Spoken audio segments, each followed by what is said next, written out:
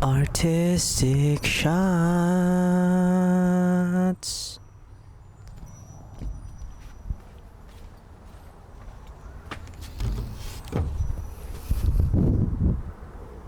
Artistic shots.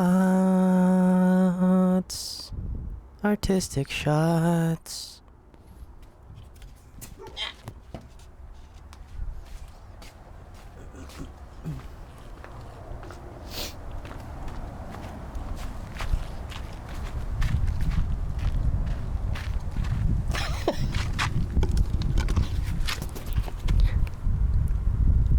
Artistic shots.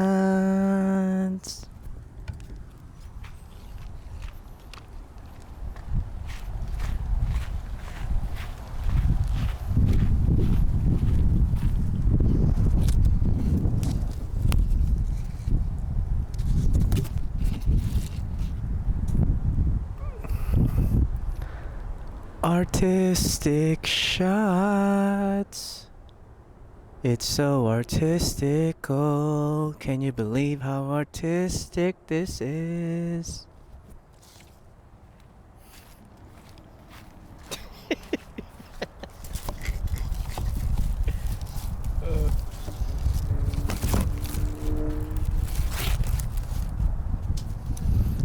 Artistic shots.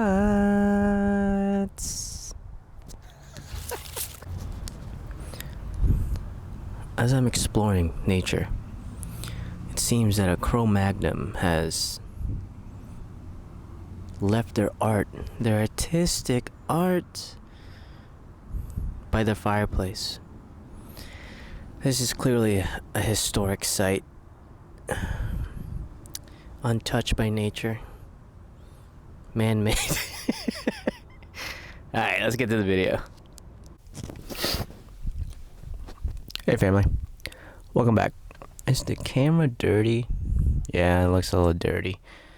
Some kid probably touched it, like messed with it, put their little fingerprints all over it. But, hello. Hey family, welcome back to our channel. And I wanted to go over this piece of art that I made. Look at it. It's very artistic, right? I'm in the car because it's like dumb windy outside and there's like a storm. But look at this thing. So as I'm like thinking about prehistoric art and them just staring, or really they weren't even staring. You know, they were painting from memory. It's not like they could get a buffalo or a wild horse or something that they're painting to just vibe and be painted like, I don't know, like a subject. They're just straight up painting out of their noggin. So I kind of wanted to do the same thing, but of course, you know, everyone was sitting down and I was like painting them. But I'm not very artistic in the most, you know, realistic sense of I cannot paint like a real person, or I can't paint like a hand. I've shown you guys in my shorts that I can somewhat paint like a self-portrait if I like sat down and like painted it, but that was extremely boring and it took me a very long time to do that painting, which for my ADHD addled brain was not fun. Was not fun whatsoever. So this way of painting that I've kind of been doing, because like, you know, you don't know, but really like abstract art, because I like that saying that, you know, a child can do it, and I fancy myself as a child in an artistic expression form, right? Like when I watched my daughter, my youngest daughter, like my eldest daughter, amazing. She's gonna be a great artist. She's gonna, if you continue to do this, Lily, you're gonna be great. You already know how to like draw with a pencil, draw with a pen. You're practicing shapes and you're doing all that greatness. and you're even painting, like the paintings that you're doing are fantastic. You know how the basic structures of mountains, you know, the basic structures of the anatomy of a tree. You can do still art. Eventually, you will be making photorealistic art, and it's gonna blow your mind. But me, your father, is not gonna be doing that. I don't want to learn how to draw. I don't want to learn how to paint. I kind of just like painting, and you know, it's a real stress reliever to just paint and vibe. It's very fun, and I like that there's really no rules to painting. Like the more you like look at art, the more you look, because that's why the first video is like, what is art? Because there's so many things classified as art, and at the end of the day, art is really whatever you want to call art. There are people doing weird things in the world besides painting. Like this is pretty weird, right? But there are other things that I think I'm about to fart. No, it's it's like a sneeze. If you if you mention it, it's gonna go away. So don't. No, I should have farted. Now I'm gonna get like my stomach is gonna hurt. My stummy. All right, we should be going over this painting. All right, so in this painting, let me finish my other thought. Hold up. I find myself to be artistic wise as like a child. Like I can't really, you know, draw realistically, and I'm okay with that. I'm completely fine with that. And the UPS man is here and he's staring at me. It's fine. I find myself to be completely okay with the way that I paint, and it fascinates me because like this painting, even though I know it's not like a realistic painting, and I did it in like, I don't know, 20 minutes or something. It still really captures the essence of what I was staring at, which is like really crazy. Because as I'm like painting, I'm thinking of other stuff. I'm thinking of like how am I gonna make this YouTube video? Oh my god, I gotta go back to work. Like just a bunch of stuff, right? I'm like thinking of all this other things that probably shouldn't be thinking of right then and there as I'm painting, but then I think about like when else am I gonna think these thoughts? So while I paint, my mind is free to kind of go over whatever I'm stressing about, and my hand kind of just moves and it just paints. And once I'm done painting, I find it fascinating that it captures the basic essence of what I was trying to paint. And I'm pretty sure I have a clip. I'll like cut this and then, you know, I'll edit the clip in. But my niece, Amelia, she like stared at it and she was like, "Oh, that's us." But like not us. And I was like, yeah, you know, like you get it. You get the basic structure, and you kind of see. And she like pointed out like, oh, that's me, or that's her, that's him, blah blah blah. And she could see where I'm trying to get at. And I was like, okay, I think that it's a success since she can understand what I'm trying to like get at here. And then the fact that I can understand like that I got the basic structure down and this looks good. And I mean, I hope that maybe one day I'll be able to paint realistically, but I highly doubt it. You know, I think I'm gonna just paint like this forever, and maybe I'll add more paint. But this one alone, as I was painting, I didn't want to do too much to it. I didn't want to I hate mixing colors, right? You gotta miss me with that. Maybe once we go over color theory and I like research that more and like understand it better, then I'll eventually start doing that. But right now, I usually like paint straight off I'll usually just put the paint on the canvas and then I'll like, you know, squiggle. Sometimes I'll put on a plate if I'm feeling frisky. I'll put on a plate and then paint. But most of the time, I'll just squeeze the tube and then put it on the brush and then put the brush on the canvas, and that's about it. Sometimes I'll attempt to mix it, and it does not work out. So I'll just like, I'll just clear it and put more paint and wait for it to dry. This one was acrylic, which I don't really like to do acrylic because it dries so fast and it like annoys me. I like oil painting more, so I might just drop acrylic and stay with oil painting. But I also don't like the fact that oil painting it like takes forever to dry also. The duality of man. I hate everything. But I understand like in oil painting you can like mix it with different medium to make it like dry faster, to make it you know change its viscosity and all that stuff. I still don't understand much of that. Like I said, I'm basically a toddler, like learning all this stuff, and some of the things I probably won't like ever learn, but the things that I do find interesting, like history and psychology, I'll dive deeper. Like right now, I'm looking up. I think he's Russian. This Russian artist, I think his name's like Malik something. He made the black square, which was like an off-centered square that wasn't really black, and it had like paintings behind it.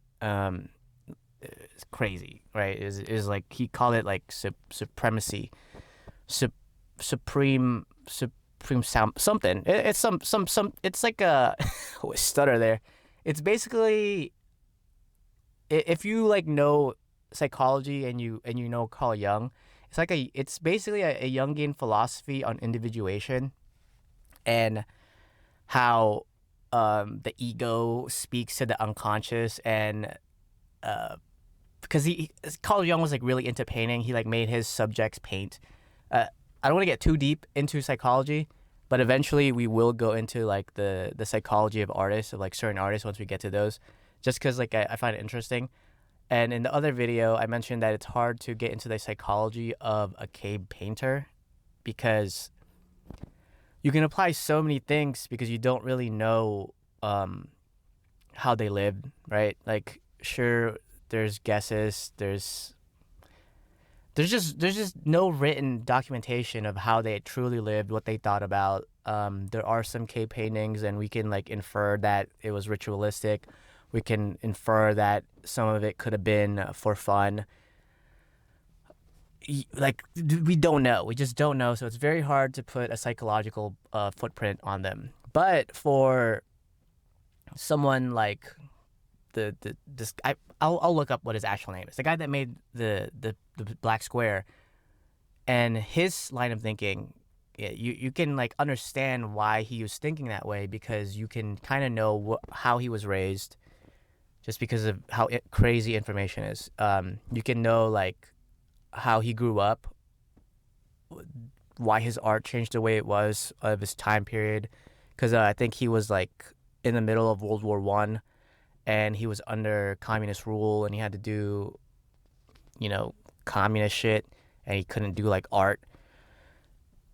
But anyway, his philosophy resembled a lot of what I understand from Carl Jung's individuation, and how the ego speaks to the unconscious, and how when a subject is given kind of a piece of paper and some paint, or a pen, whatever the case is, if you allow the subject to create without giving a subject to create about, they will create from their subconscious, their unconscious mind. He call it the conscious collective.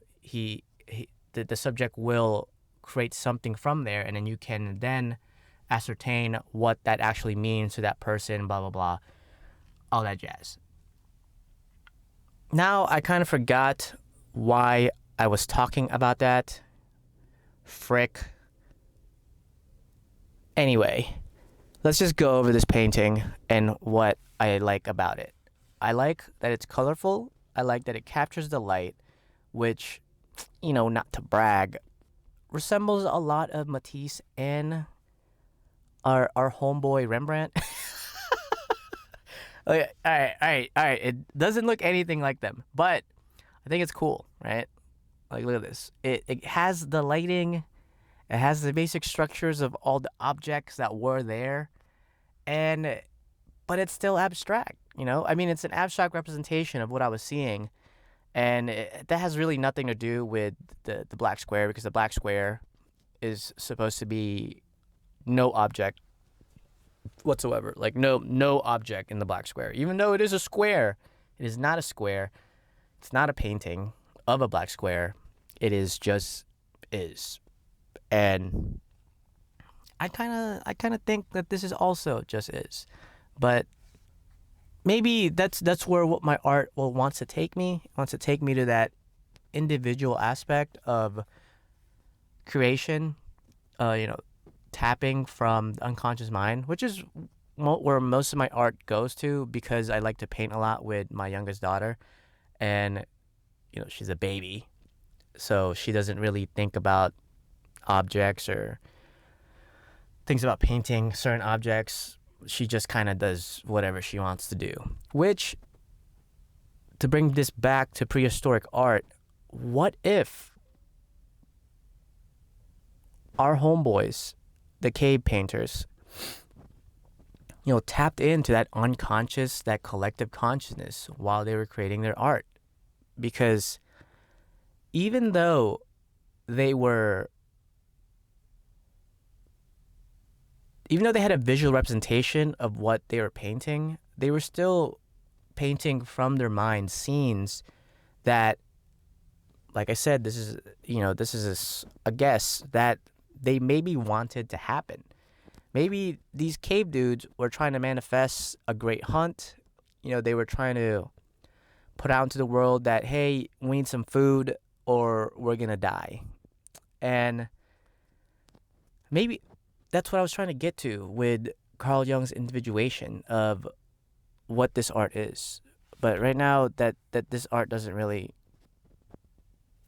it doesn't really represent that, because, like I said,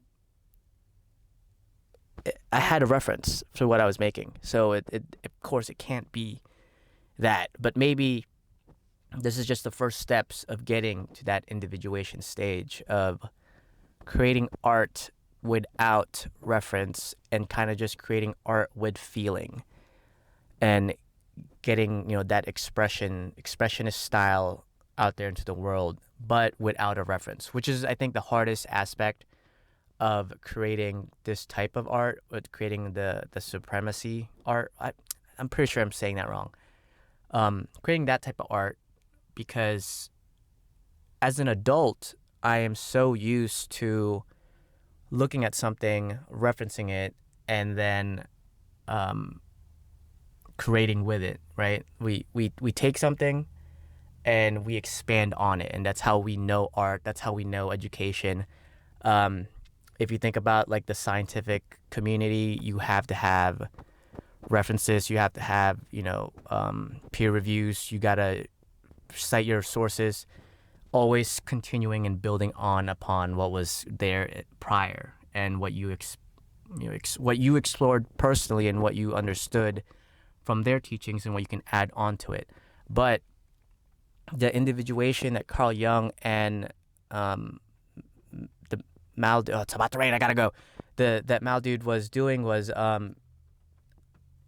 what do we create when there's nothing to reference? And that as you get older, that is one of the hardest things that you can possibly do as an artist, is to create something without referencing anything, because all you know is references, which is why I think most artists attempt to deconstruct, at least most modern artists attempt to deconstruct their art and what they were taught in school, what they were taught from their peers, and to kind of make it their own, and to make that expressionless, to make art that is just is.